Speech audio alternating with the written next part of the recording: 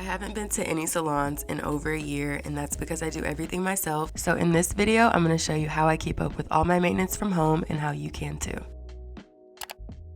I canceled my facial membership and started doing a weekly skincare routine that feels just as luxurious and gives me similar results without spending a fortune. I'm going to start by oil cleansing using this CeraVe cleansing balm, and this is going to give me a smooth base to do a gua sha massage and shave my face. My face gets pretty swollen, so I do this to stimulate blood flow and relieve some of the inflammation. It also just feels really nice, so it helps me relax. After the gua sha, I'm going to rub the oil cleanser in and use it to shave my face. This is something I do regularly to make my skin feel soft and look brighter. Just make sure you use a new razor each time and hold your skin taut to avoid cutting yourself. Then I'm going to rinse it off by using these cute little sponges. You definitely don't need these. I just like to romanticize my routine so that I keep up with them. For my second cleanse, I'm using the Youth to the People Superfood Cleanser and washing my face for at least 60 seconds. I always got an enzyme mask at my facial appointments and I loved the results. So I'm going to be using this rice powder to exfoliate and brighten my skin. All you have to do is add a little bit of water and mix to create a thick paste, and I love the texture of this and how it makes my face feel and look. After rinsing this off, I'm going to apply Flaxseed Gel to my face. Flaxseed Gel is currently one of my favorite things to use on my skin and hair. The results are a 10 out of 10 and it's so affordable. I know I'm late to this, but I was always too lazy to try it because it seemed like a lot of work, but it's so easy to make and I'm going to show you how later in this video. I keep it on for 30 minutes before rinsing and it leaves me with the most soft and shiny skin. I highly recommend trying this if you haven't already. I'm doing light therapy on my skin to reduce puffiness and some scarring I have. So I applied snail mucin so that my face has some slip to it, and that helps avoid tugging and pulling when using the light wand. Finishing off with moisturizer, and that completes my DIY facial. I save so much money and my skin looks great every time. When I want longer nails, I go for a Gel X set. These do take some practice, but it's so worth it because they last me around 3 weeks without lifting, and they're so much cheaper than going to the nail salon. I start off with basic nail prep using cuticle oil and carefully pushing them back. Then I use a drill on the lowest setting to get rid of all the dead skin and file my nails down. These are the nail tips I use. I fit the nails to mine, making sure they fit sidewall to sidewall. And then I'm etching the inside of all the fake nails. This step is very important because it'll help your nails last longer. Next, I'm going in with alcohol to make sure my nails are completely dry. You can also use nail dehydrator, but I feel like you get a way better clean with alcohol. And then I'm applying the YN protein bond and applying a thin layer of nail glue, then cure for 30 seconds. I'm applying some of the nail glue to the extension, making sure it's not too much or too little, and you want to apply it like a press-on, starting at the cuticle and slowly pushing down until the glue fully covers your nail. Flash cure for 15 seconds and repeat those steps on all your nails before fully curing for 90 seconds. Next, I remove the shine on the nails so the polish sticks to them and you don't have to use a base coat. Once that's done, you can cut and shape the nails to your preference. I'm keeping mine a little long, so I'm just going to cut off the very tip of each nail and recreate the almond shape by filing each side diagonally and rounding the tip.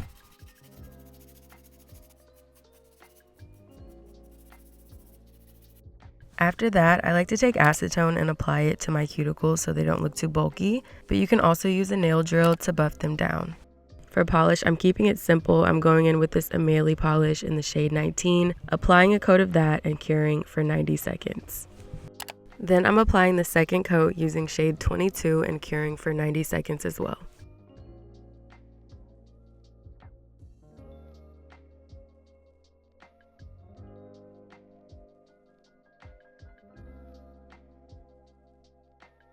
Next, I'm applying a thin layer of top coat and curing for 90 to 120 seconds. I think the key to getting everything to last is to make sure it's cured, so it never hurts to cure for longer than the recommended time. I love chrome powder, so I'm using this white chrome and scrubbing it on my nails with an eyeshadow brush, and I'm going to wipe the excess off with a clean, fluffy makeup brush. To seal the chrome powder in, I'm applying a top coat and curing that for 90 to 120 seconds. I'm going to follow up with a hand scrub, hand cream, and cuticle oil to make my hands nice and soft, and that completes my Gel X manicure. I love how these turn out every single time, and like I said, they last me so long and they're super affordable.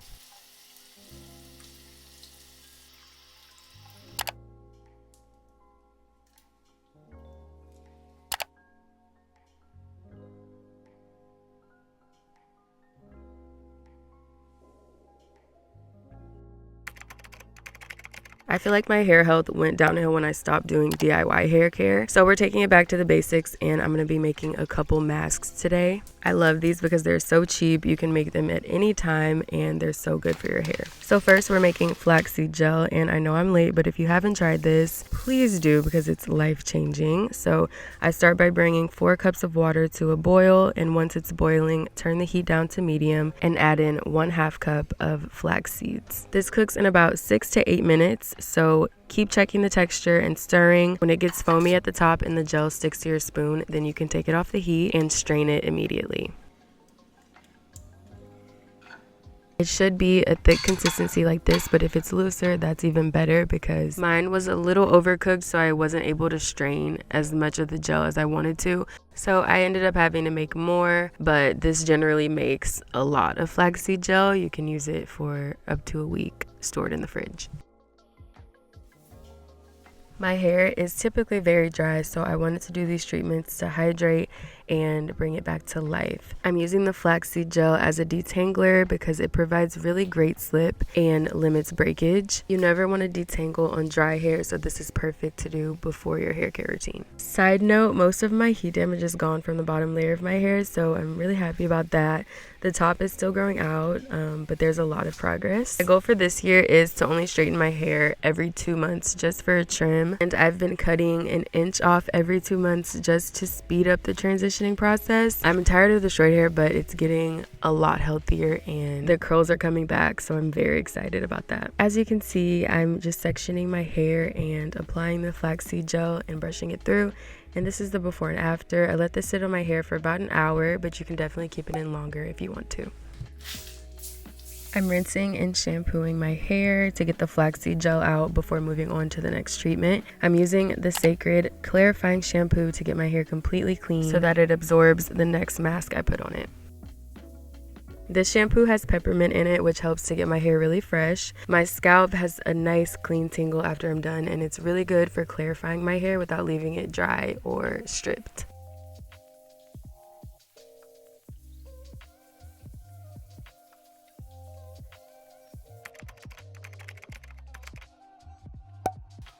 For my next treatment, I'm making my Old Faithful Mayo and Egg hair mask. As some of y'all know, I used to use this all the time and it made my hair so healthy.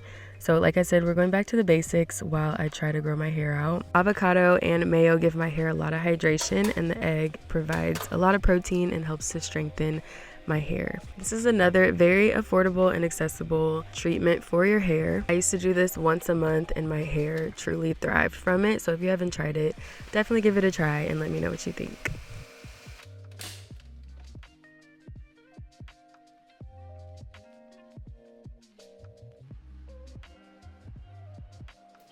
Make sure you change into a shirt you don't care about because it does get really messy and you just want to completely saturate all of your hair with the mask. So make sure you work in really small sections.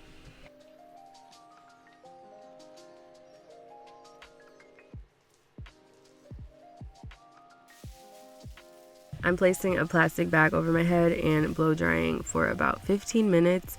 The heat is going to open up the hair strands and allow the treatment to absorb in.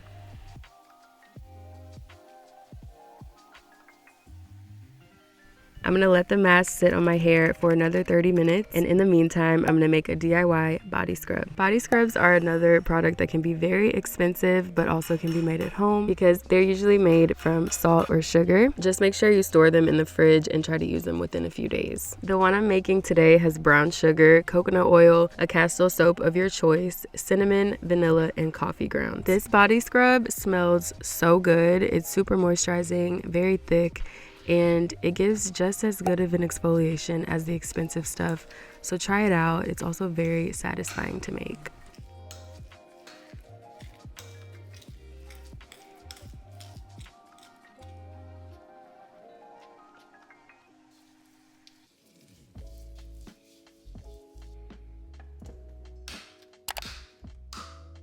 Next up is an everything shower. I don't want to keep this heavy mask on my hair, so I'm going to go in again with a clarifying shampoo. And I'm just going to do all the normal things I usually do in my everything shower. I don't want to bore you guys with that, so these are all the products and steps that I did.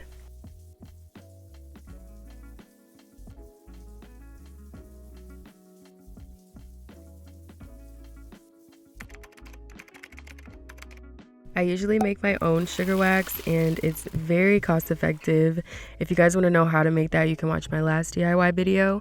But while it was very affordable, it was also time consuming and it would take me a couple hours to get through the full waxing process. So I wanted to try hard wax. I was kind of nervous, but this wax was very easy to use. It only took me 10 minutes to wax my underarms and it wasn't a sticky mess like the sugar wax. I apply the wax in the direction of my hair growth and pull in the opposite direction 2 times.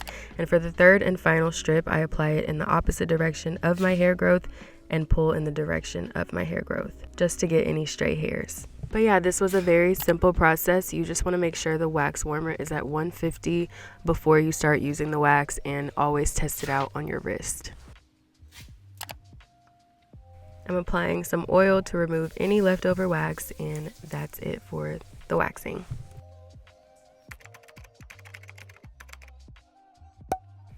Next, I'm going to be laminating my brows. I've never done this before this video, but it was pretty easy to do. I got this kit on Amazon. It came with 2 boxes of cleansing tools and 5 products for the process of lamination. The instructions said to start off with a cleanser number 5, and then I applied Vaseline to the skin around my eyebrows to protect it. Now I'm going to apply number 1, which is a brow glue, and I'm brushing my brow hairs in the direction I want them to go, so I'm just brushing all of them upwards. Next, I'm using number 2, applying that generously but not too heavy to my brows, always making sure I brush them upwards.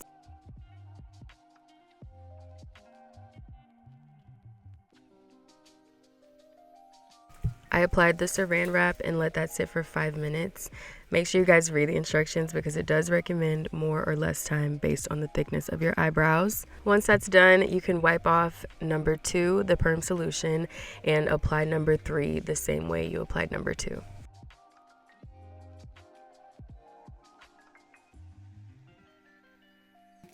I apply the saran wrap and let that sit for another 5 minutes, and once that's off, take a clean Q-tip and wipe the product off. The final step is to apply number 4, which is like an oil, and it's going to help to hydrate your brow hairs, and that's it. I'm not sure if this made much of a difference, but my brow hairs were definitely easy to manipulate after this, and I do like the way they turned out. I don't wear lash extensions all the time, but sometimes I do want some extra length, and I found these really natural looking ones on Amazon and I love them. So I'm using my B&Q Seal and Bond, applying that underneath my lashes and placing the falsies at the base of my natural lash. So I actually kept track of the length that I used this time, so I did 2 16s, 1 14, 12, and then a 10. And once you have all the lashes placed on your eyelashes, you just want to squeeze them together with a tweezer and apply the seal underneath. Make sure you avoid placing the lashes and the glue on your skin. You only want to apply it to your eyelash.